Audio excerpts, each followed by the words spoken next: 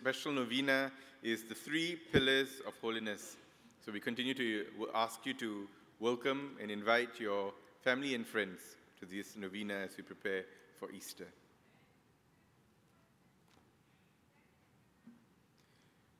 Joy is a very profound term. We do not use the word very lightly. More often than not, we say that we are happy. We do not usually say that we are joyful.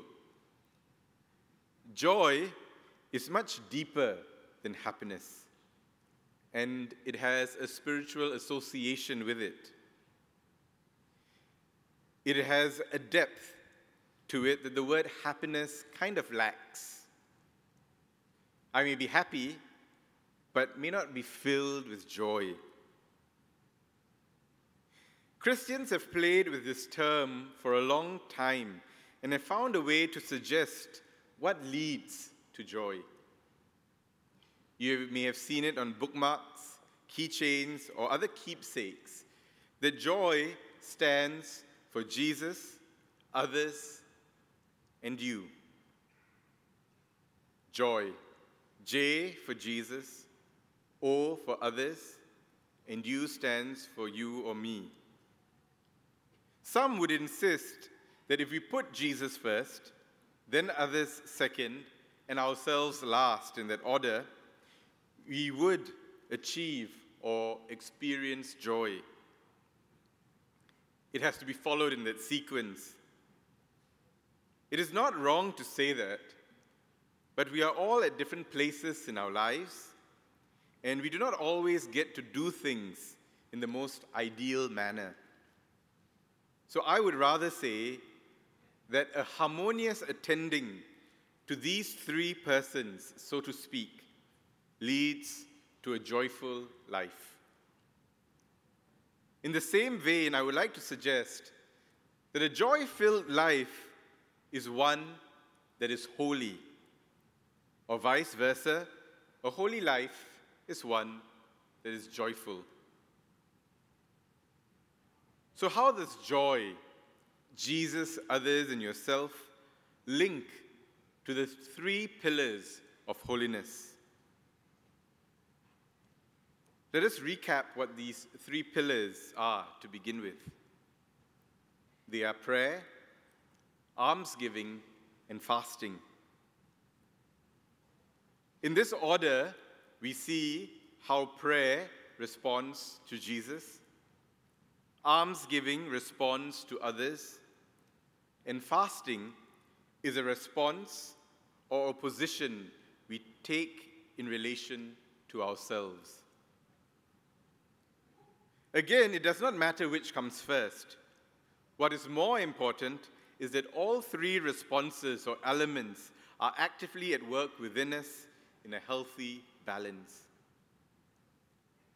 The first set, joy, refers to the persons who fill our lives with joy. The second set, the 3 pillars of holiness, refers to the action we need to take in relation to these persons in order to live holy lives. And sometimes it is hard to associate holiness with joy. We link holiness to dreadfully pious people and think we can never be like them, and so we can never be holy. The definition of holiness has, in fact, little to do with piety. Piety is just a small aspect to holiness. When God says a number of times in the Bible, "Be holy, for I am holy," He is definitely not telling us to be pious because He has no need for piety. What He is asking of us is to be as we are meant to be. God is holy because He is true to Himself as God. He does not act outside of His nature. A tree is holy because it functions as a tree should function. Nature is sacred because it does what it is meant to do. It does not act outside of that. Only we as human beings have not acted according to what God created us to be. He is asking us to cooperate with Him to restore His original intent for us. The only way to do so is to keep in close communication with Him and to know His will through prayer, to keep close to our neighbors and remain one with them by our disinterested service to them in almsgiving, to fight against our disordered nature that seeks to destroy ourselves that seeks to destroy others because of our self-preservation and self-gratification through fasting.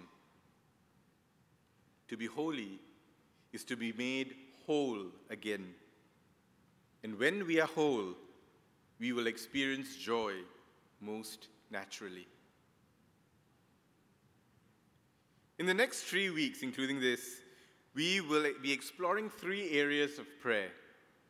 And this week, we look at prayer as our talking to God. This is something that we are most familiar with. For most of us, prayer means saying prayers. Many of us can move from one prayer to another, to another, to another. And we can go on for some time doing this.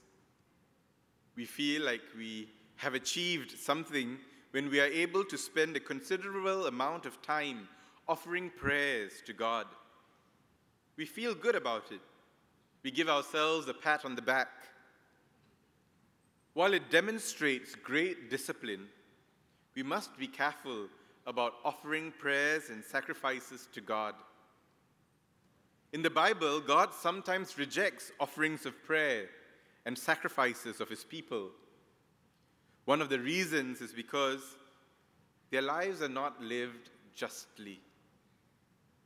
Another reason can be found in the same passage where Jesus refers to prayer in Matthew chapter 6.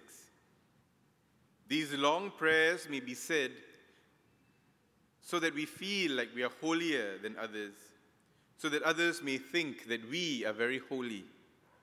It is a way to prove something to ourselves and to others.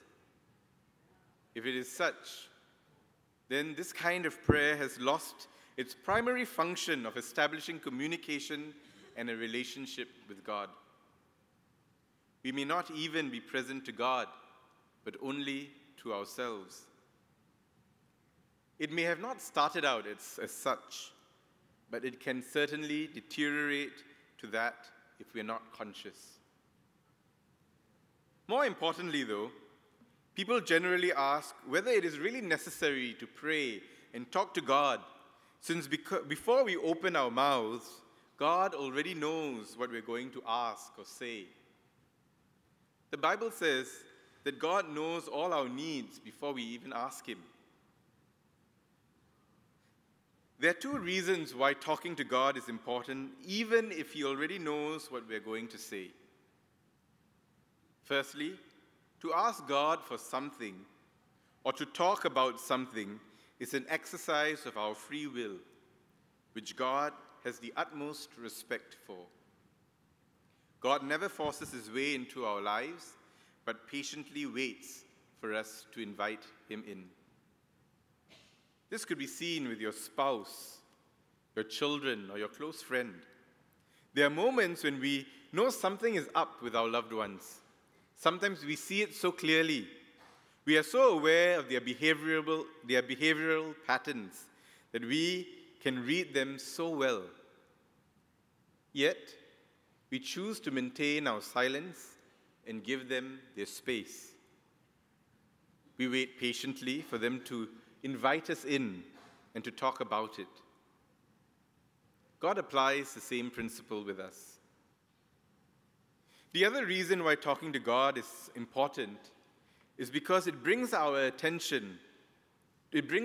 attention what has always been there, but we were unaware of because we did not have the opportunity to articulate it aloud.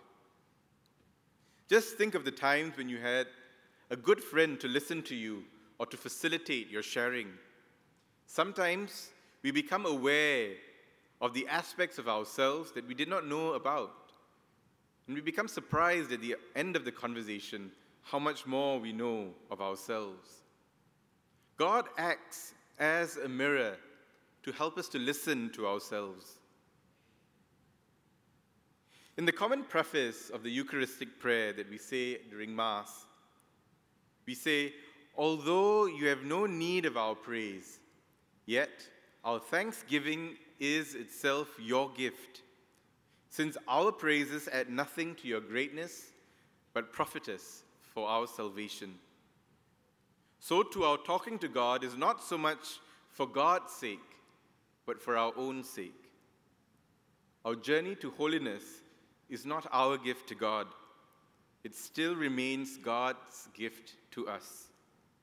By walking in the way of holiness, by taking time to talk to God, we are the ones to gain. God has nothing to gain from us. We have everything to gain from him. So let us talk to God often, as we would with our best friends, and try not to do so in a kind of a long-distance communication, but perhaps take time to even come to church, to spend time with him physically before the Blessed Sacrament, and talk to him.